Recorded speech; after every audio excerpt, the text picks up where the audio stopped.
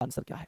सभी प्यारे साथी गौर से समझेंगे, तभी प्यारे वीर एक बार गौर से समझेंगे जो ये क्वेश्चन आपके सामने बोर्ड पर है। इस क्वेश्चन के माध्यम से मैं बहुत कुछ आपको बताना चाहूंगा। कल भी मैंने एक ऐसा ही क्वेश्चन डिस्कस कराया था। ऐसे समझो, सवाल क्या कह रहा है। सवाल यहां पर कहता है कि 39 व्यक्तियों की एक कक्षा में ए का स्थान बाएं से 18वां तथा बी का स्थान दाएं से 26वां है, तो ए तथा बी के मध्य कितने व्यक्ति हैं। अगर मुझे एक बात बताओ, मैं इस क्वेश्चन की ही बात कर रहा हूं, मैं तुम्हें बिल्कुल बेसिक से एक कॉन्सेप्ट सिखाता हूं। कमेंट रोक के थोड़ा सा ध्यान देना और चीजों को उतारने पर ध्यान देना है, ठीक है। मानकर चलो मैं दो क्वेश्चन यहां डिस्कस करूं। मैं कहूं कि एक पंक्ति में जो कुल व्यक्तियों की संख्या है वो 50 है। यहां पर बोलूं कि ए बैठा हुआ है बाएं से अर्थात लेफ्ट से 15वें नंबर पे।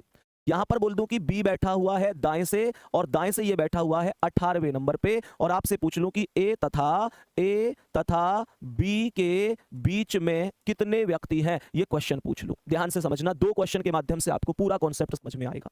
यहां पर एक दूसरा क्वेश्चन है, कुल व्यक्तियों की संख्या 50 है। लिख लो इन बातों को बढ़िया तरीके से। मेरा टारगेट केवल ये नहीं है कि आऊं और 55 क्वेश्चन करा के चला जाऊं। मैं ये चाहता हूं कि हर एक कॉन्सेप्ट बिल्कुल समझ में आना चाहिए आपको। कुल 50 है, ए बैठा हुआ है बाएं से, और जो ए बाएं से बैठा हुआ है वो बैठा हुआ है 15 नंबर पर। जो बी बैठा हुआ है वो दाएं से बैठा हुआ है, और प्यारे दोस्तों ये बैठा हुआ है 39वें स्थान पर। क्वेश्चन कह रहा है कि बताओ ए तथा बी के बीच में कितने व्यक्ति हैं। दोनों क्वेश्चन को गौर से समझेंगे प्यारे दोस्तों, दोनों क्वेश्चन को गौर से समझेंगे। मैं अगर पहले क्वेश्चन की बात करता हूं तो प्यारे दोस्तों यहां कह रहा है ए बाएं से 15 है, तो मैंने लेफ्ट यही तो होता है, यहां पर ए को बिठा दिया 15 नंबर पर। और इधर से यानी कि राइट से कौन बैठा है, बी बैठा है कितने नंबर पर, 18 नंबर पर। बीच में पूछ रहा है अर्थात ये वाली संख्या पूछ रहा है। बोलो यही कॉन्सेप्ट बनेगा।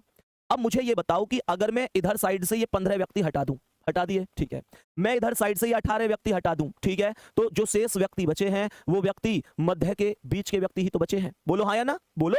तो मुझे ये बताओ कि 15 ये हट गए, 18 ये हट गए, तो 18 15 33 हट गए, तो कितने बचे, 17। तो वही इस क्वेश्चन का आंसर बनेगा। इसमें कोई बड़ी बात नहीं है भाई। 18 और 15 33, 50 टोटल है, 50 माइनस 33 बराबर 17, बीच में 17 है। बट इस कॉन्सेप्ट को मैं यहां समझने की कोशिश करता हूं। फोकस करना एक बार, इस कॉन्सेप्ट को यहां समझने की कोशिश करता हूं। ए बाएं से 15 पर है, मैंने कहा ये ए है बाएं से 15 पर, बी दाएं से 39 है, तो बी कहां है, दाएं से 39 है, बीच में पूछ रहा है। मेरे प्यारे वीर, मेरे प्यारे दोस्तों, एक बार फोकस करना क्वेश्चन पे, ध्यान से समझना।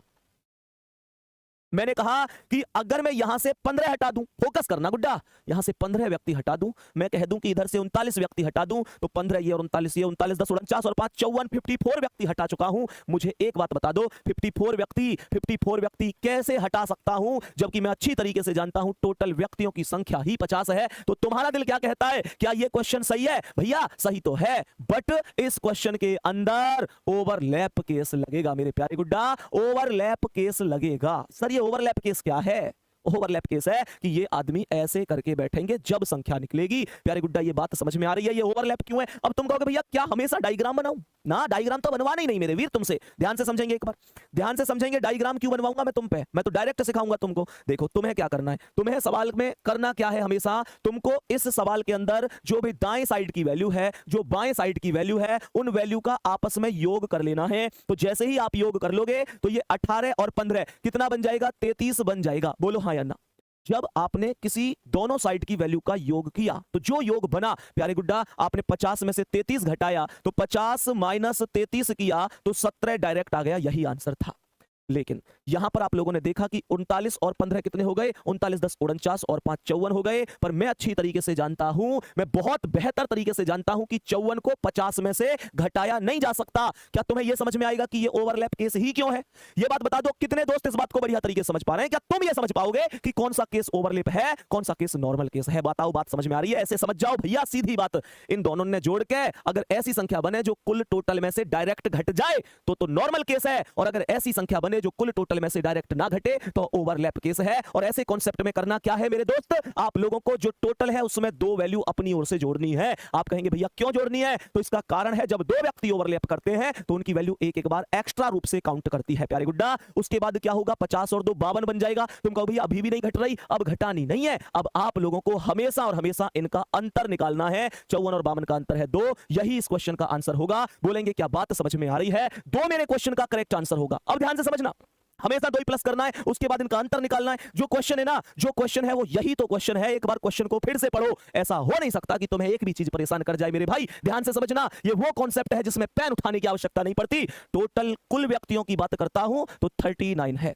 सवाल करा ए का स्थान बाएं से, ए जो बैठा है वो बाएं से बैठा है, कितने नंबर पर बैठा है इस बात को देखो, 18 नंबर पर बैठा है। प्यारे दोस्तों बी जो बैठा हुआ है वो कहां से बैठा हुआ है, दाएं से बैठा हुआ है, कितने नंबर पर, 26 नंबर पर। बीच के व्यक्ति पूछ रहा है, बोलो कितने होंगे, क्या बोलेंगे, गौर से सुनो। सबसे पहले इन दो वैल्यू को जोड़ दो, वैल्यू को जोड़ दो ना, कुछ नहीं करना। 26 10 36 और 8 44 हो गया, बहुत बढ़िया। 44 हो गया, बहुत बढ़िया। मैंने कहा 44 वो बड़ा नंबर है जो इस 39 में से घटाया नहीं जा सकता। प्यारे गुड्डा नहीं घटाया जा सकता तो क्या बोलेंगे, इसमें अपनी ओर से 2 प्लस कर देंगे, 39 और 2 41 होगा। और इन दोनों का क्या, बोलो बोलो बोलो, क्या अंतर निकालूंगा, अंतर जैसे ही निकालूंगा तो अंतर 3 आ जाएगा और